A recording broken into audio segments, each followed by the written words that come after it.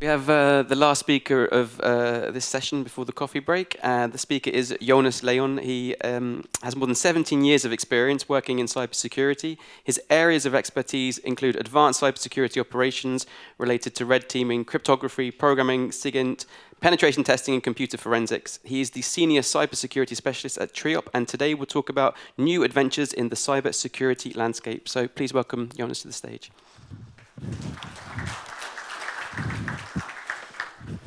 Oh, thank you.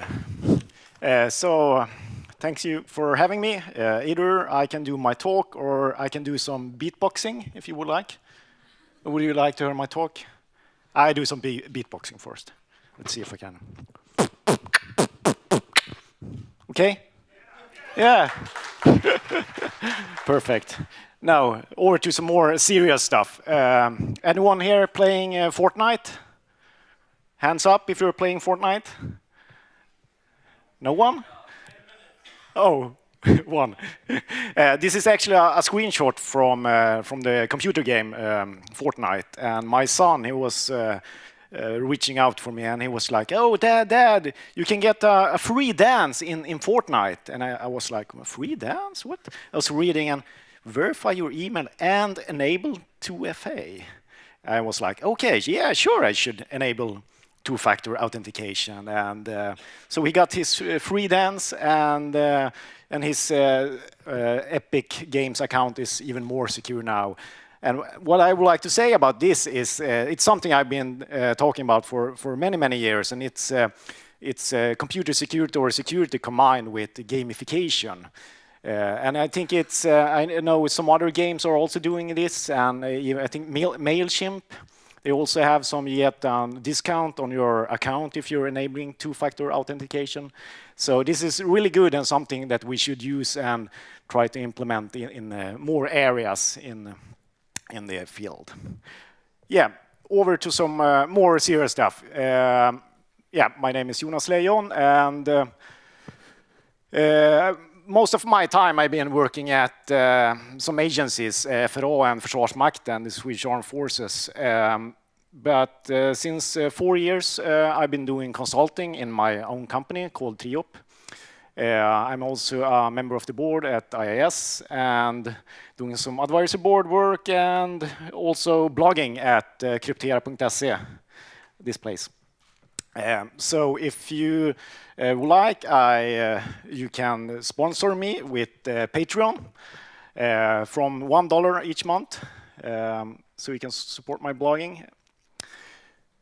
Yeah, so what I'm going to talk about today is trying to predict some of the future and see what the trends are there, what's happening within the cybersecurity field, and what can we see, what movements are there in the areas. There's also, people talking about advanced persistent threat, APTs and stuff like that, and even you might heard of the super microservers with the implants, hardware implants, and everyone is saying, "Oh, it's the Chinese," but is it really the Chinese? I mean, attribution is quite hard in this field, and as discussing it's probably more politics behind than cybersecurity, but I will get into more about this later on. So what are the trends and what are we seeing? I should say that what I'm talking about here is both from my personal experience, it's from research, from Semantics, for example, it's from Trend Micro, it's from FireEye and different companies, and the source is also stated. So each year we see more and more groups using more and more 0 days, and I think Stuxnet, that was public known about 2010, used about 6 different 0 days, and I think it was an eye-opener for many people to see that, okay, there's malware and it's using 0 days. If you know what 0 days, it's vulnerabilities are known by the vendor, not fixed though. So each year we're seeing about 7% more and more 0 days being used by malware or different types of groups using. What we're also seeing is more and more false flag operation. So when we're doing malware research and looking at different types of malware, we're seeing that they're trying to plant different types of, they're pointing the fingers or they're pointing the evidence in some direction, but it's not always that it's accurate. Because the attribution is quite hard, and it's not always as people say, oh, it's the Chinese trying to hack us, or it's the Russians, but it could also be a false flag operation, and it's something also that we see more and more. In the beginning, for example, Stuxnet, people looked at the timestamps, for example, when was the different modules compiled and what timestamps was in the header, and we're trying to look at, okay, what time zones are the guys writing this code? Are they writing from left to right or right to left and stuff like that? And that's also something we see more and more. What's also interesting is the use of dual-use tools. That's what's meaning with that is tools that can be used both for legit administration work, I mean like SSH, and other tools like TeamViewer, for example, that organizations tend to use, and also what the bad guys are using. It's also called something called living off the land, where the attacker is only using tools and stuff that's already into the system or the operating system, and not introducing new binaries, for example. And it makes it harder for the antivirus software to keep up. One example that I mentioned here is PowerShell, for example. We see a 267% increase of malware using PowerShell, and it's more and more antivirus vendors are keeping up and getting better at the detection. PowerShell, for example, and other scripting languages, I should say, because Windows, for example, support various scripting languages. WMI and MSI. MSI is packages, and WMI is Windows Management Instrumentation. That also has been, recent years, has been more and more used by malware and different types of groups.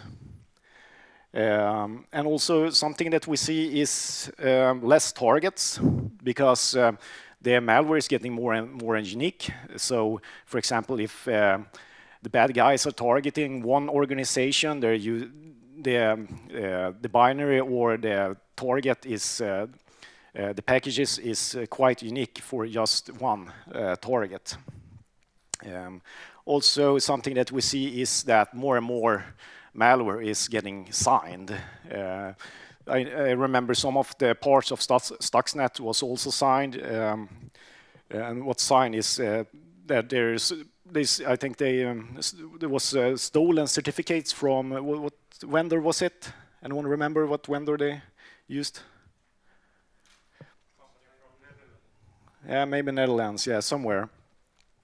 And also one thing that's been is memory only. That the malware or the never touches the disk. So if the computer is being turned off or the memory is wiped, the malware is gone. So there is no persistence, and makes forensic investigations harder to do. I remember some years ago there was a lot of discussion about anti-forensics, for example, and how we should hide the malware and hide the bad stuff. But what the bad guys are doing is they just use, because the more and complex you introduce into the software, the more things you have as a forensic investigator to look at. So what malware also is doing these days is getting more and more modular. So for example, if there's a keylogger, or if there's for example, a memory scraper looking for card numbers, for example, there's a separate module for each and every one part of the malware. Something else that's quite interesting is something called situation awareness. So the infection, the malware is looking at, okay, so how is my environment looking? Are there, for example, Wi-Fi network? Are there Bluetooth devices around? Or is there an air gap? Is this network offline? Is it a military network, for example, not connected to any other network? The malware has knowledge and can use, for example, USB devices or other types of removable storage to try to evade or try to move between different networks. Or maybe call home.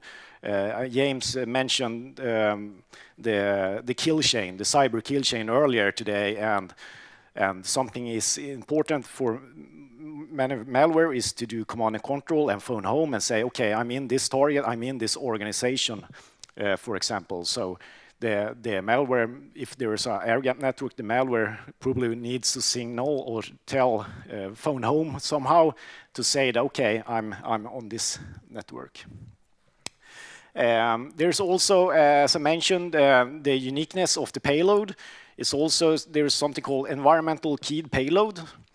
And so I think Kaspersky discovered the first in the wild environmental keyed payload in the Middle East, because there was a path to software on the system that was the key to decrypt parts of the payload of the malware.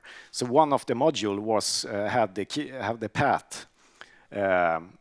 So the researchers at Kaspersky, they didn't manage to find the keys, so they couldn't look at the module, what the module in the malware was doing, because they needed to have this key. And they also blogged about this, and they needed to crowdsource and get people to look at their program directory, what different types of program was there. And I think it was found at some financial institutions in the Middle East. And it's also something we've seen. Domain fronting has been was quite popular, I think, last year. But then Amazon and Google and most of the bigger CDN vendors disabled the use of so you can use domain fronting. So what domain fronting is that you're using a CDN network and you're sending your request. So if you're looking at the metadata, or if you're looking at the packets on the network, at the TLS packets, you see the SNI field, surname identification, and you see the certificate going to one place, but the HTTP host header is pointing somewhere else within the CDN network. And Tor has also been using domain fronting in the MIC transport. I think that's why Google and Amazon disabled this functionality. But that's also something that we see, because when you're doing network forensics, looking at domain fronting traffic, it's harder to say that, okay, this is malware or this is something fishy going on the network. I should also mention supply chain security, especially in these super micro days, that it's people used to think as cyber supply chain security to software only, but it's hardware also, and it could be firmware also, and so it's the supply chain security is very broad, and something also that we see increase in attacks, that more and more software vendors getting hacked, and so the legit software is getting changed, and there's malicious payload inserted somewhere in their supply chain. So pointing fingers only at the vendor, I think it's wrong. You should look at the full chain, and that's why it's called supply chains, I think. Some other trends, cryptocurrency mining, cryptojacking, for example, we've seen a decrease actually, and probably it's because the Bitcoin prices have gone down a little bit. Also ransomware, it's a decrease, but what's increasing is that there are more and more families, different types of malware, but the infections are getting down about 30%. And I think that's quite good. And I think it was last year that we'd seen it's peaked, and now it's getting more and more less infection, which is good. But what we're seeing more and more is remote desktop protocol, remote administration, and there's about 3 million endpoints that has RDP open to the internet. And it's not really that good, and we're seeing more and more botnets and malware attacks using RDP and trying to brute force usernames and passwords, just like SSH. Also, something that we've seen is increase in Mac malware. As you see here, it's in the end of the last year, it's more and more, and the numbers behind this is that, as I mentioned earlier, more and more attacks is going from binaries to scripting, for example, Google Chrome extension and other types of extensions and scripts. And that's actually why there's an increase, because the attacks it's not specifically created for Macs. It's cross-platform malware that's increasing. So Mac is just in the following with. I should give an example also from, this is an example of living off the land. In this example, the tool, I'm using the tool CertUtil. It's a Windows built-in tool, CertUtil, for management certificates in Windows. And you could say it's a dual-use tool, because you can use it to download a file. In this example, I'm downloading dll.txt.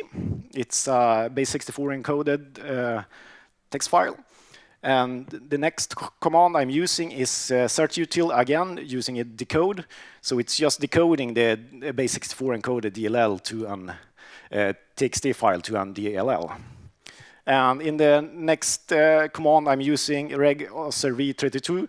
It's executing the DLL, and the DLL contains a metapreter. It's a metasploit payload, very common. To run the payload, and we get a shell, pop a shell on this computer. So why is this interesting? Because it's using only built-in, using the CertUtil and the reg-serv32 tool from Windows.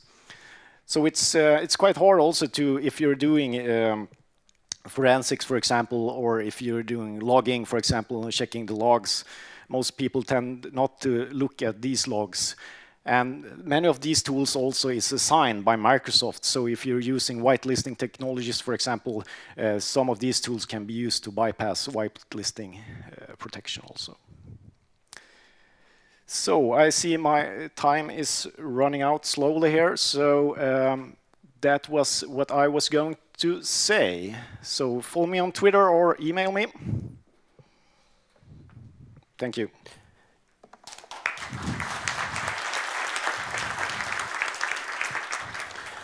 We have some time for some questions. If there are any questions for Jonas, just raise your hands. No? Okay, well, please join me in thanking Jonas again. Thank you. Thank you.